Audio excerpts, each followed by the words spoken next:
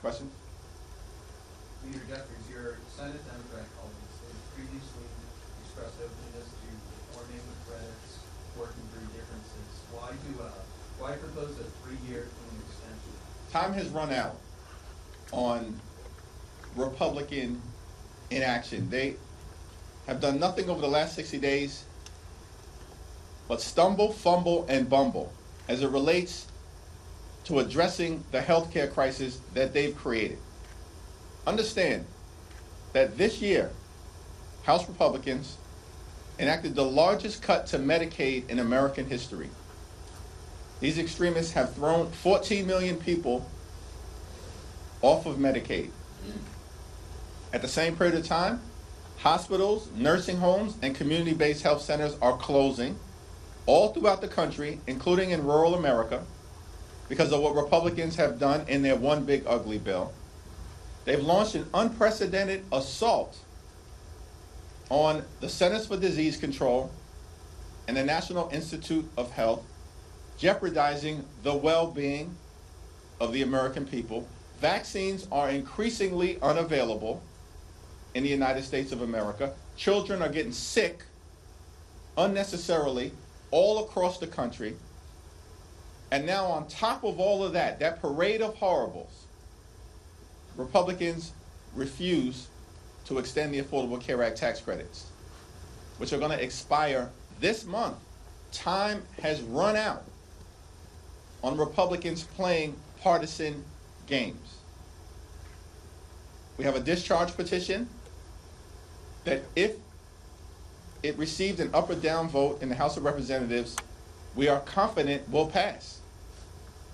But obviously Mike Johnson has zero interest in protecting the health care of the American people. Instead, these extremists are gutting the health care of the people that they represent, including in the state of Louisiana. Senate Democrats next week will be able to put up a vote for the HCA subsidies. Do you think there's any plan that Republicans would actually get on board with to have a bipartisan bill? And if not, what should Democrats put on the board? There are Republicans in the House and the Senate who, during the Trump Republican shutdown, consistently said that once the shutdown ends that they caused, that they'd be willing to address the healthcare crisis that they've created. Most immediately by extending the Affordable Care Act tax credits. Now, we hear nothing but crickets from them.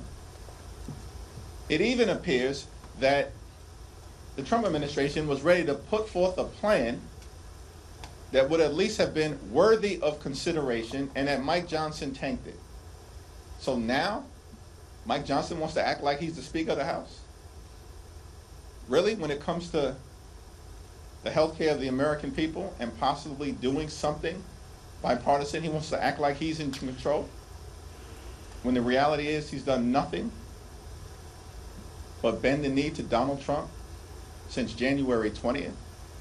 I mean, House Republicans have been nothing but a rubber stamp for Donald Trump's extreme agenda since January 20th.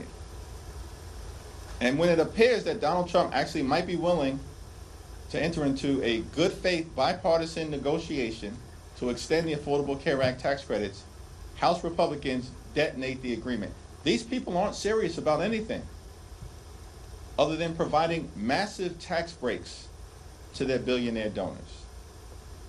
That's not a hypothetical statement.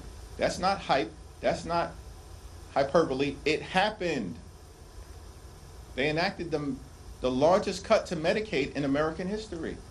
They ripped food out of the mouths of hungry children and seniors and veterans this year in their one big ugly bill. $186 billion cut to SNAP. And why did they do all of that? So they could reward their billionaire donors with massive tax breaks.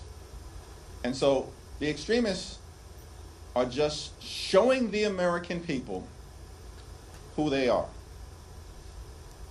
And as a result, the only viable path forward, it appears, in the House and in the Senate, is a straight extension of the Affordable Care Act tax credits.